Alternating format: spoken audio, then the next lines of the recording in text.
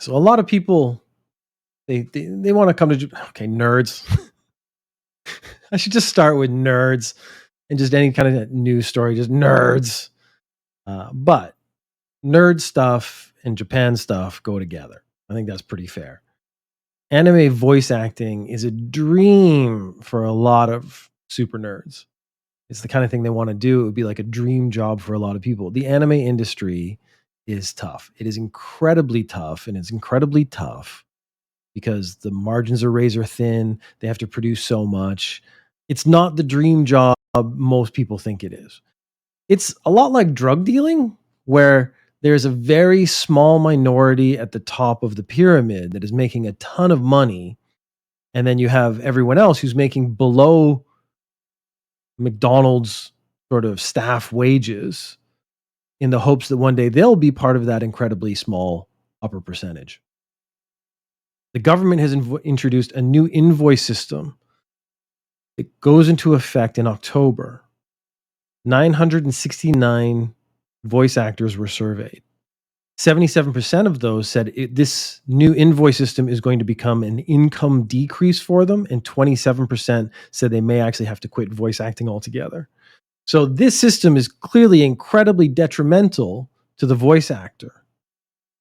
It's being introduced to simplify taxes for the companies and to prevent fraud. Now, those are good things. You want to simplify taxes for companies because companies pay a lot of taxes if they do a good job.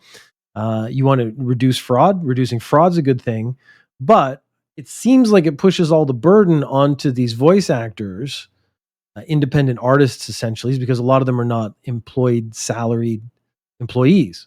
In some cases, it pushes the corporate rate to the actor or artist because they are not technically employees, or the tax will increase for the companies, reducing work for some artists. So basically, let's say you employ me as a voice artist and I don't do this tax invoice thing.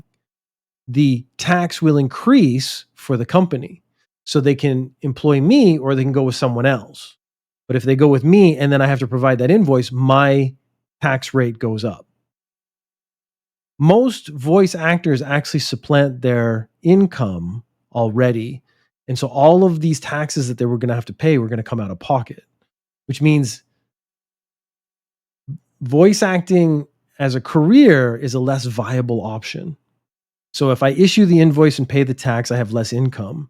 If I don't do the invoice, I'm going to get less work from the companies. Also, the other side part that they didn't actually mention very much is this is also going to be more paperwork. So that paperwork is going to have to be done by the artist. If it's done by the artist, they actually spend that time. Now you might think, oh, it's just taxes. It's a little invoice you have to fill out. But you have to fill it out for every job. And a voice actor might be doing X amount of shows for one company, X amount of shows for a different company, different. So they would spend a significant amount of time if they're actually a busy voice actor. That is unpaid time. I work for a company. My company essentially does all my taxes. I have to fill out basically 1 or 2 forms a year. It's really just making sure I sign a piece of paper that says I still work for this company. My salary hasn't changed, or it has changed, whatever.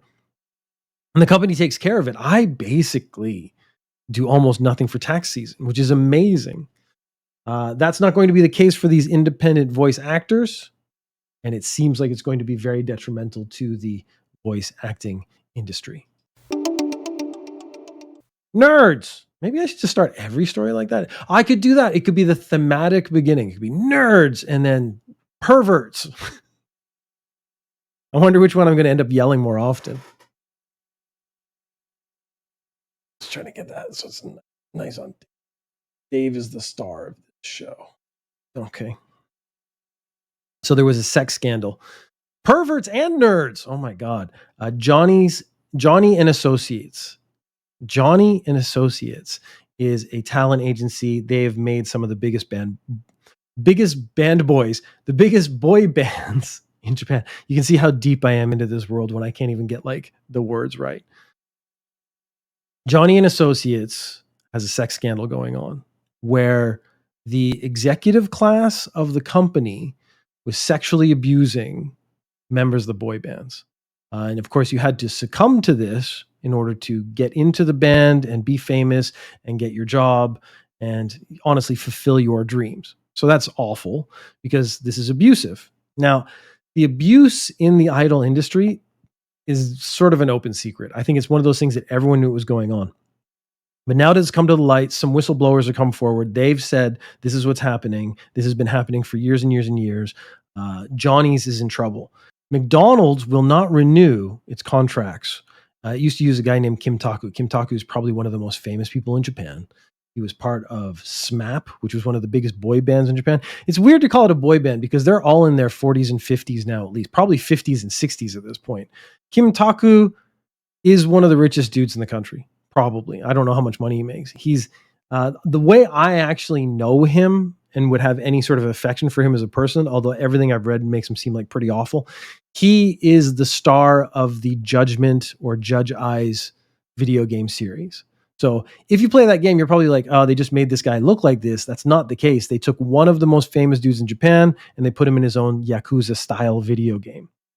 Kim Taku, from what I've read, he's basically the reason his boy band broke up. So he like went to the executives at Johnny and Associates and like ratted out the other guys were going to go independent or something, or we're looking at other contracts or something, and broke up the band so that he could stay famous.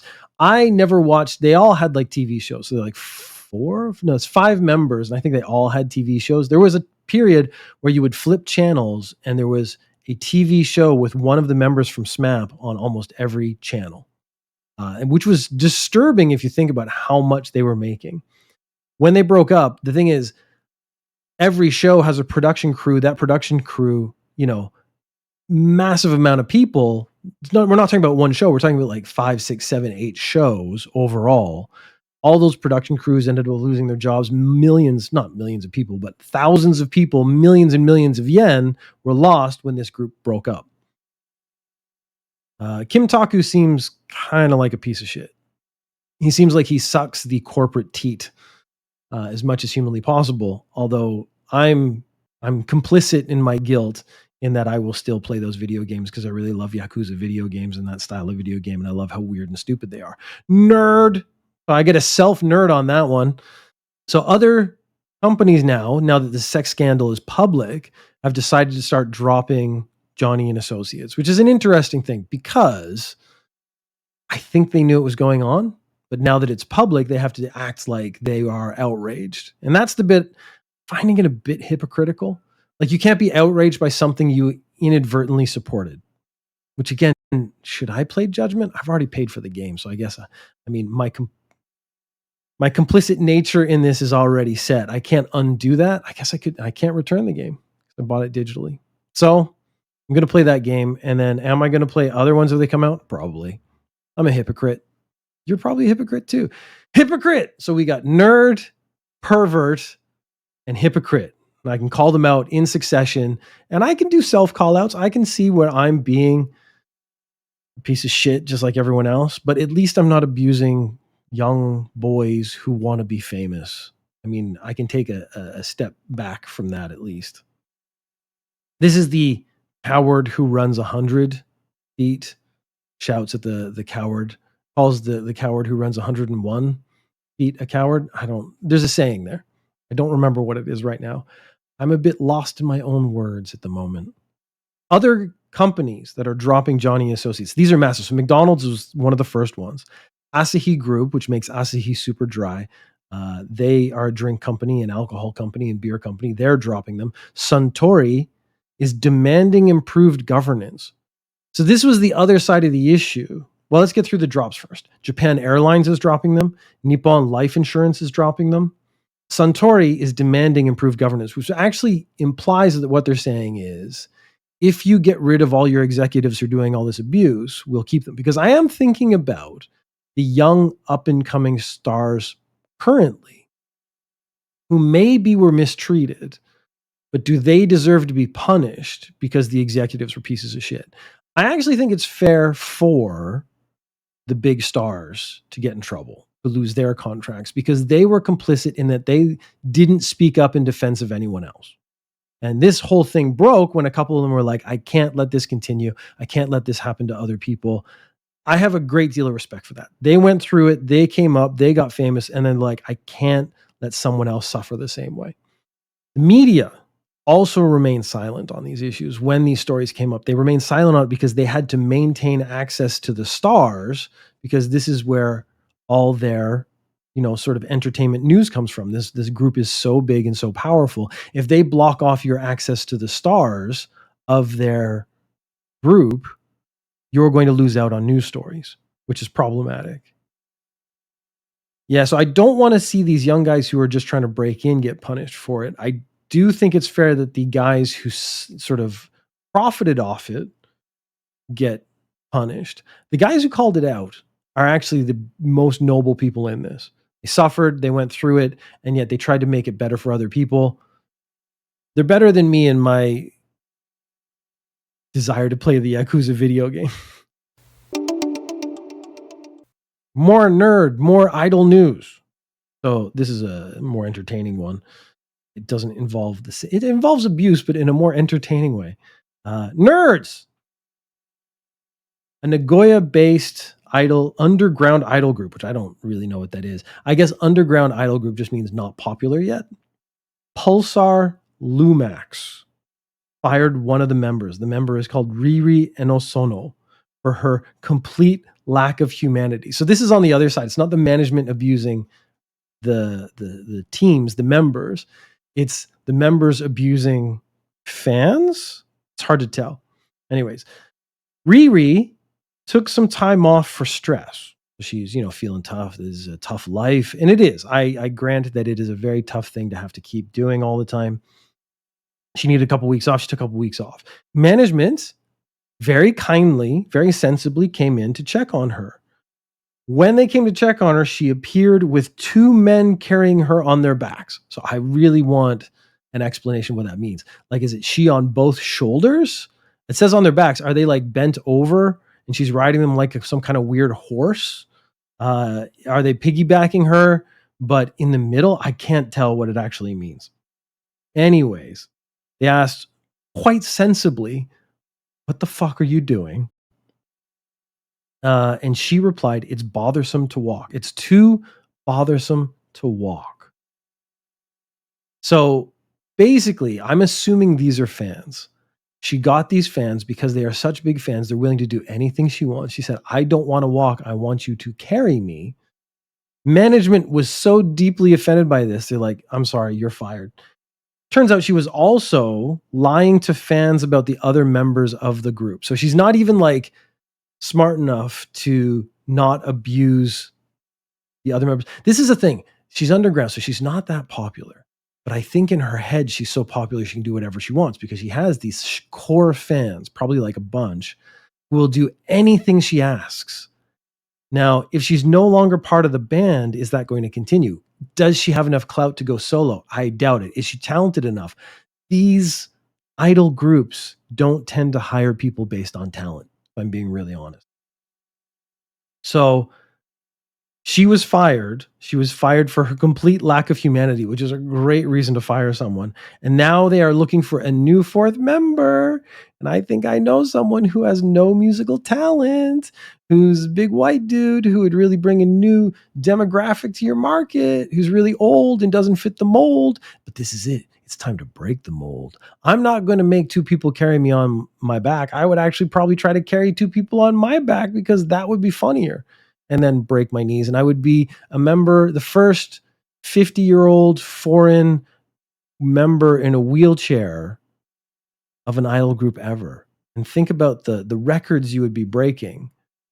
I immediately think like, oh, the fans. Fans are so gross. So she's an awful person. She was doing awful things to people and she was punished for it, which seems like the way that story is supposed to go. Bears. So, nerd, pervert, hypocrite, bears. A few weeks ago, we did a story on OSO 18, also 18, this giant bear who is killing and partially eating cows. And they were very worried about it attacking people. And they actually had to put him down, which I was really sad about because giant bears are cool. Even if, it doesn't matter, man. Giant bears are cool. That's just what they are. But the bear community has decided to get revenge. Their we're actually on the brink of a war between humanity and bears in Japan. There have been 54 bear-inflicted injuries since the end of July. And this is the highest since 2007, which makes me go, what the fuck happened in 2007 that there was some sort of peak in bear attacks? So I was thinking, yeah, the bears, their leader, also 18, was taken down. And they're like, no, we got to get revenge on these humans for hurting our master and lord, the biggest bear who ever went. Because bears are going to do it based on size. That is just going to be how it is. It's not talent or charm. It's just going to be like, biggest bear wins. Well, it turns out it's not because of revenge for also 18. It turns out there was a really bad beech nut crop, which is one of the main sources of nutrients, main sources of food for these bears. So back in 2007, there was also a really bad crop of beech nuts, which means the bears are now coming down into sort of human settled areas trying to find food. The trying to find food means they encounter more people, they freak out, and they attack the people, which is perfectly understandable. This is all, again, a secondary result of climate change, which means the human bear war will occur very soon. Oh, maybe I should just switch to animal news. I don't know.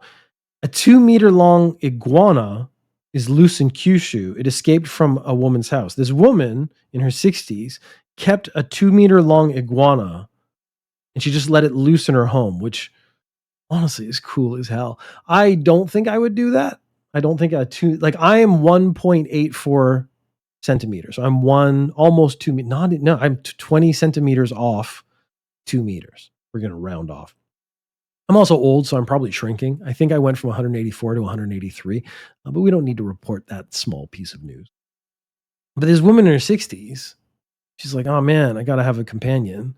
I'm gonna have a giant iguana to be my companion. That's amazing. It escaped. So now there's a manhunt for the 2-meter long iguana. The iguana is said to be very timid and gentle, which sounds very nice. But I think maybe it's a co conspirator with the bears that has decided to rise up. And if it can become big enough, because again, size is what matters in the bear world. If it can become big enough, it can lead the bears and we can get some kind of iguana bear hybrid animal that will decimate the human population. Thus, rebalance, then we won't be producing as much. Climate change will correct itself. This iguana bear hybrid is going to be what fixes climate change. The mayor of Shibuya Ward says, don't come to Shibuya for Halloween. We did a report on Shibuya last week, and they started issuing more complaints, more tickets, and whatnot. Their increased police presence because people are getting out of hand. They were getting 200 complaints a day. He said something similar last year. Now, last year was deep in the pandemic. Now, technically, the pandemic's not finished, but we are acting as though it were. The pandemic is not a thing anymore as far as people and governments and whatnot is concerned. You do have to be careful, though.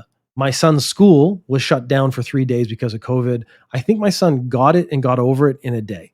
But him being young and very healthy, it didn't impact him very much. He also is vaccinated. So I think all that helped. I didn't catch it, or I caught it and spread it around and just never noticed, which is very possible. They are very worried about the accident that happened in Seoul last year. So in Seoul, Korea last year during Halloween, there's an area called Itaewon. Thousands of people went to Itaewon. They thought there was a famous person. There was this huge rush and a whole bunch of people got killed.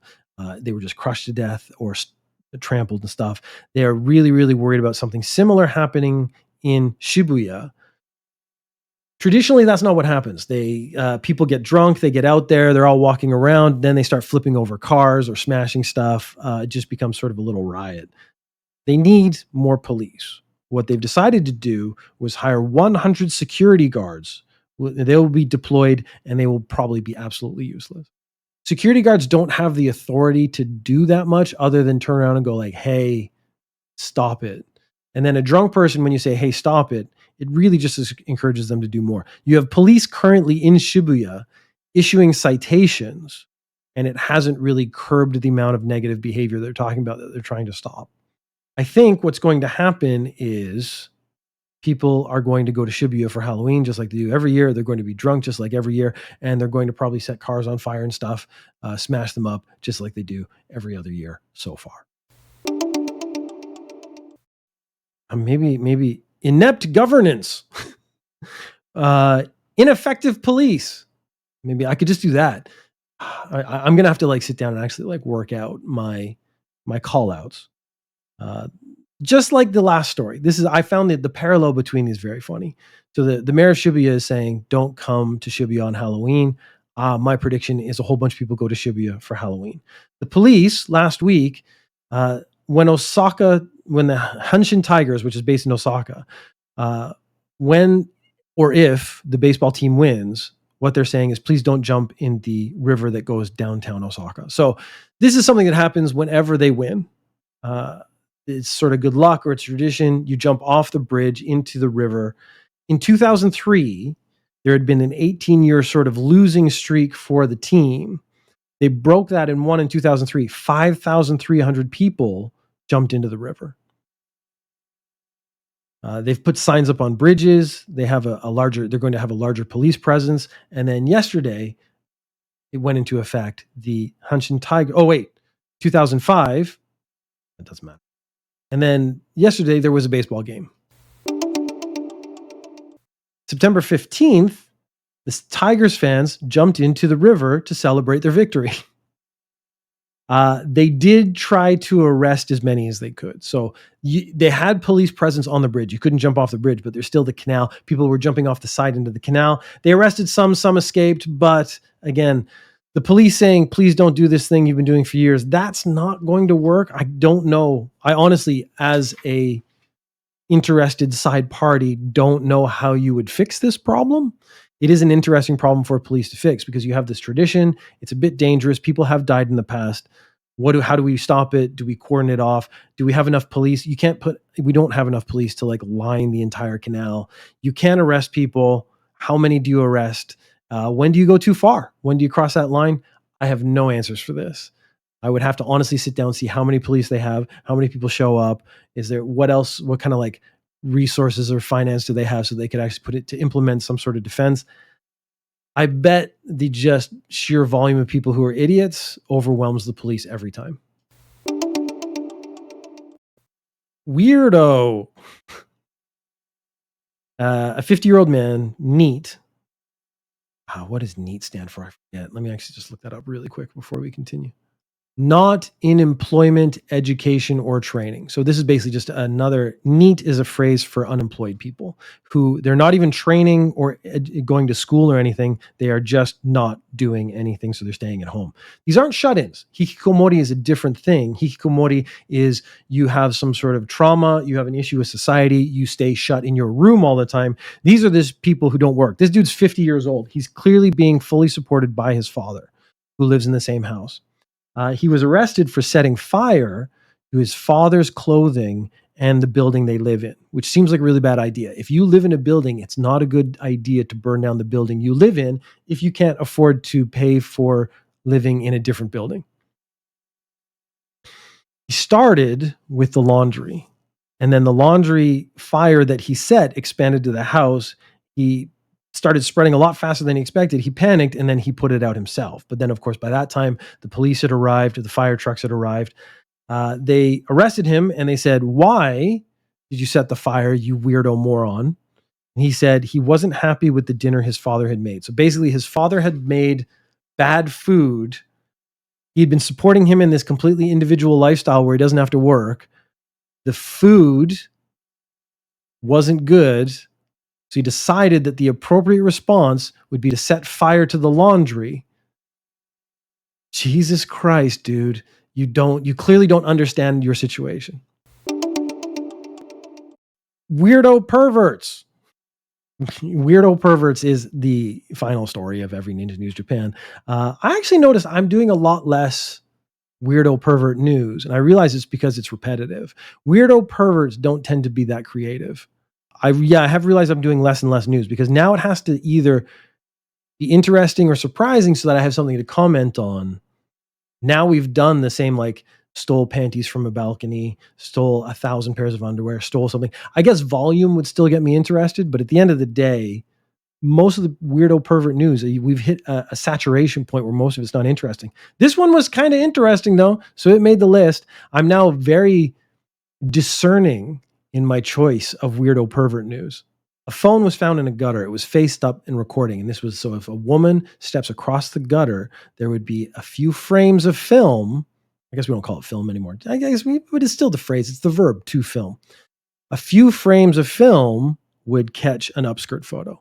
Seems like not the best way to do that, but I'm not going to give advice on people on how to take better upskirt photos.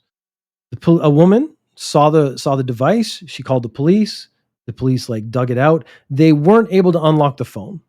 So they started searching the area and they found a man in a ditch. And they're like, using my incredible detective skills, I think we have found a link because we have a phone in a gutter and a man in a ditch. While correlation is not causation, it does seem like there is a unnatural link between these two cases, and we should investigate that further. This is good police work. I think maybe I should start narrating the way police think. So they found a man in a ditch. And they just started to use some really, really powerful investigative skills. They walked up to the man and they said, "What are you doing?" The man in the ditch looked up at them and said, "I was trying to look up her skirt." Here, my incredible detective skills find a secondary link. One, in the interest in ditches and low dug places. Second, in the desire to look up skirts. So then they arrested the man and they said, "Is this your phone?" Turns out it is. So my investigative instincts. Now, I was not making assumptions. Let's be very clear. Man, he really gave that up quick. Yes, he gave that up so fast. This was actually one of the bits that I found most interesting about this story. The police are like, "What are you doing?" And he goes, "I'm committing a crime." And it's a crime immediately linked to a previous crime. So that's actually two crimes he's been committing sort of at the same time. You got to give the man some credit for efficiency. He has doubled his crime capacity and creepiness all in one go. So I'm assuming he was going to go back, retrieve the phone, and then go home and try to extract still images. I don't know. It can't be good video. I weirdly have realized that the quality of the film is important to me. So this wouldn't do it for me as a pervert. I need higher quality perversions to satisfy my perverted inclinations. Anyways, he was arrested. They were able to unlock the phone. I'm assuming they just they said, "Hey, can you unlock this phone?" And he just stuck out his finger. Or they were like, "Is this your phone?" He just went, "Yep," because he is, as Jade said, giving it up real quick.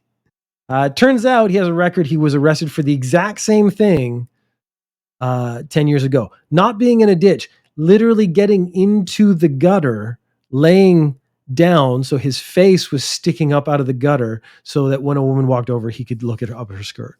I left 90s era smut quality behind Yes, in the 90s. right? I mean, we're in 4K now. If it's not in 4K, I don't want to see it.